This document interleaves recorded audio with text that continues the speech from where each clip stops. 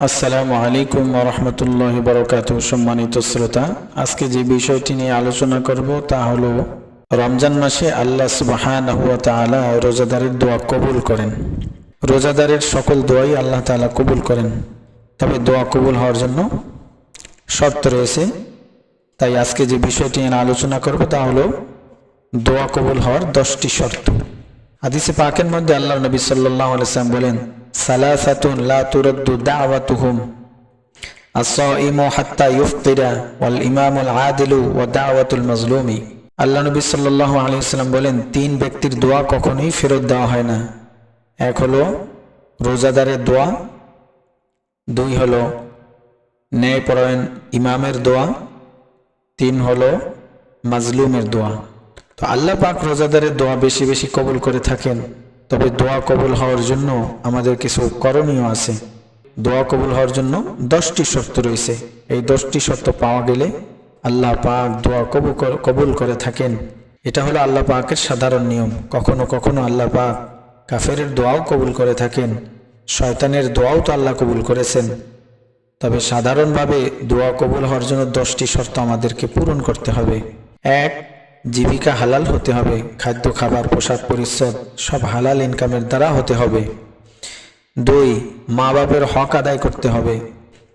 যারা মা বাপের নাফরমানি করে, হাদিসে এসেছে তাদের দোয়া কবুল হয় না। তিন, সাধ্য অনুযায়ী আত্মীয় স্বজনের হক আদায় করতে হবে।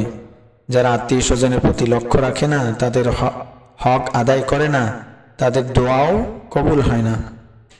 চার, কোনো মুসলমানের সাথে 3 দিনের বেশি কথাবার্তা বন্ধ রাখা যাবে না। এরকম লোকের দোয়াও কবুল হয় না।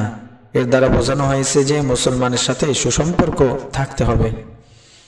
5, আমরে বিল মারুফ নাহি আনিল মুনকার করতে হবে, অর্থাৎ সাধ্যমতো ভালো কাজের কথা মানুষকে বলতে হবে, মন্দ কাজ থেকে মানুষকে বারণ করতে হবে। হাদিসে এসেছে, তোমরা মাথা উঁচু করে চিৎকার করতে থাকো অথচ তোমাদের দোয়া কবুল হয় না। হবে কিভাবে? তোমাদের চোখের সামনে অনেক অন্যায় কাজ হয়, সাধ্য থাকা সত্ত্বেও তোমরা তাতে বাধা দাও না। 6 নং, গীবত বর্জন করতে হবে। গীবতকারীদের দোয়া কবুল হয় না। এই রোগে আমরা অনেকেই আক্রান্ত আছি, তাই গীবত বর্জন করতে হবে। 7, হাসাদ অর্থাৎ পরশ্রীকাতরতা, অন্যের ভালো দেখে মনে মনে হিংসা লাগা এবং সেটা ধ্বংস হওয়ার কামনা করা। মনের এই হিংসা পরিত্যাগ করতে হবে। মুসলমানের ভালাই কামনা করতে হবে, অন্যদের কল্যাণ কামনা করতে হবে। মনের মধ্যে উদারতা আনতে হবে। আমি উদারতা পরিহার করে চলব, সংকীর্ণতা পোষণ করব, তাহলে আল্লাহ পাকও দোয়া কবুল না করে আমার সাথে সংকীর্ণতার মুআমালা করবেন। আল্লাহ পাকের নিয়ম হলো, আমি তার বান্দার সাথে যেমন নীতিতে চলব, আল্লাহ পাকও আমার সাথে ওই নীতিতেই চলবেন। 8 নং, কৃপণতা বর্জন করা, অর্থাৎ শরীয়ত সম্মত স্থানে যতটুকু ব্যয় করা দরকার সেখানে ব্যয় না করে অর্থ জমা করে রাখা, এটা বর্জন করতে হবে। স্বভাবগতভাবে অর্থের প্রতি একটা আকর্ষণ মানুষের থাকে, এটা পরিত্যাগ করা যায় না, কিন্তু শরীয়ত যেখানে যেটা ব্যয় করতে বলেছে সেখানে ব্যয় করতে হবে। ওইখানে সংকীর্ণতা চলবে না। ওইখানে সংকীর্ণতা করা হলো কৃপণতা। যারা কৃপণতা করে তাদের দোয়াও কবুল হয় না। 9, দিল বা অন্তর তাজা রাখতে হবে। দিল যদি মরে যায়, দিল যদি মুর্দা হয়ে যায়, তাহলে ওই দিলের আবেদন আল্লাহ তাআলা শোনেন না। দিল মরে যায় কিভাবে? যারা মোটেও জিকির আজকার করে না, খুব বেশি কথা বলে, খুব বেশি হাসি তামাশা ঠাট্টা বিদ্রুপের ভিতর সময় পার করে, তাদের দিল মরে যায়। দিল তাজা রাখতে হলে কিছু কিছু জিকির আজকার করতে হবে। অপ্রয়োজনীয় কথাবার্তা বন্ধ করে দিতে হবে। অপ্রয়োজনীয় হাসি তামাশা ঠাট্টা বিদ্রুপ বর্জন করতে হবে, তাহলে দিল তাজা থাকবে। তাজা দিলের আহ্বান আল্লাহ তাআলা শোনেন। আল্লাহ তাআলা কোরআনে পাকে বলেন, আলা বিযিকরিল্লাহি তাতমাইন্নুল কুলুব, নিশ্চয়ই তোমাদের অন্তর আল্লাহ তাআলার জিকিরের দ্বারা প্রশান্তি লাভ করবে।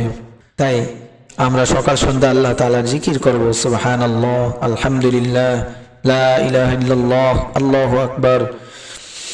এই জিকিরগুলো আমরা করতে পারি। 10, দোয়া করে আমি যেরকম চাই সাথে সাথে ওরকম পেয়ে যাব, এমন তাড়াহুড়া করা যাবে না। আল্লাহ পাক বান্দার দোয়া কবুল করেন, কিন্তু বান্দার ইচ্ছা অনুযায়ী নয়, আল্লাহর ইচ্ছা অনুযায়ী। আমরা অনেক সময় একটা বিষয় ভালো মনে করে আল্লাহর কাছে সেটা চাই, কিন্তু আল্লাহ পাক সেটা আমার জন্য ভালো মনে নাও করতে পারেন, বরং তিনি যেটা ভালো মনে করবেন সেটাই দিবেন। যেমন ছোট বাচ্চা চকলেট চায়, কিন্তু মাতা পিতা তাকে চকলেট না দিয়ে অন্য ভালো কিছু একটা দেন, কারণ মাতা পিতা জানেন চকলেট বাচ্চার স্বাস্থ্যের জন্য ভালো নয়। তদ্রূপ আল্লাহ পাকও আমাদের জন্য যেটা ভালো মনে করবেন সেটাই দিবেন। কিংবা আমরা দুনিয়ার জন্য চাই, কিন্তু আল্লাহ সেটা দুনিয়াতে না দিয়ে আখেরাতের জন্য সঞ্চয় করে রেখে দেন। কিয়ামতের দিন এমন হবে, অনেক মানুষ তাদের আমল নামায় বহু সওয়াব দেখতে পাবে, এমন সওয়াব যে ওরকম নেক কাজ সে দুনিয়াতে করেনি। তখন সে আশ্চর্য বোধ করতে থাকবে যে এত সওয়াব আমল নামায় কোথা থেকে আসলো। তখন আল্লাহ পাকের পক্ষ থেকে জানানো হবে যে তুমি দুনিয়ার জন্য চেয়েছিলে, কিন্তু আমি সেটা দুনিয়াতে না দিয়ে আজকের জন্য জমা রেখে দিয়েছি।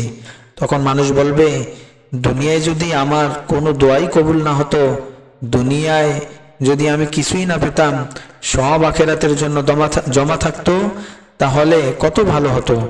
অতএব আমি যেরকম চাই ওরকমই হবে, এর জন্য মন ব্যস্ত না রাখা, কিংবা দোয়া কবুল হচ্ছে না এমন অনাস্থা পোষণ না করা চাই। আল্লাহর তাআলার কাছে আমার দোয়া কবুল হবেই, এরকম দৃঢ় মনোভাব, এরকম মজবুত আস্থা রাখতে হবে। দোয়া কবুল হওয়ার জন্য এই সমস্ত আমল আমাদের করণীয়। দোয়ার আরো অনেক আদব সুন্নাত মুস্তাহাব রয়েছে, সেগুলো নেওয়া চাই।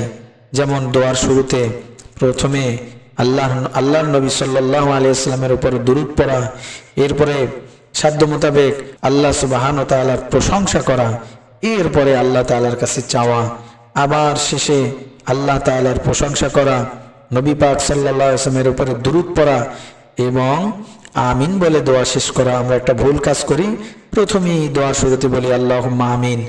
এর অর্থ হলো, হে আল্লাহ আপনি কবুল করেন, আমি চাইলামই না, তবে আল্লাহ তাআলা কি কবুল করবেন। এই জন্য আদব হলো এটা যে আমি প্রথমে কি করব, দুই হাত বুক পর্যন্ত উঠাবো, দুই হাতের তারা আকাশের দিকে থাকবে, চাইবো, আমি ভিক্ষুকের মতো চাইবো, আল্লাহ তাআলার প্রশংসা করব, দুরূদ নবী পাক সাল্লাল্লাহু আলাইহি ওয়াসাল্লামের উপরে দুরূদ পড়ব, এরপরে প্রয়োজন মোতাবেক আল্লাহর কাছে দোয়া চাইব, এরপরে শেষে আবার আল্লাহ তাআলার প্রশংসা করব, নবী পাক সাল্লাল্লাহু আলাইহি ওয়াসাল্লামের উপরে দুরূদ পড়ব এবং আমিন বলে দোয়া শেষ করব। এই আস্থা নিয়ে দোয়া শেষ করব যে আল্লাহ তাআলা অবশ্যই আমার দোয়া কবুল করেছেন। তো এভাবে যদি আমি দোয়া করি, তবে আমাদের এই দোয়া কবুল হয়ে যাবে। আল্লাহ পাক আমাদের সব কিছু সহিভাবে করার তৌফিক দান করুন, আমিন। ওয়া আখিরু দাওয়ানা আলহামদুলিল্লাহি রাব্বিল আলামিন। আসসালামু আলাইকুম ওয়া রাহমাতুল্লাহি ওয়া বারাকাতুহু।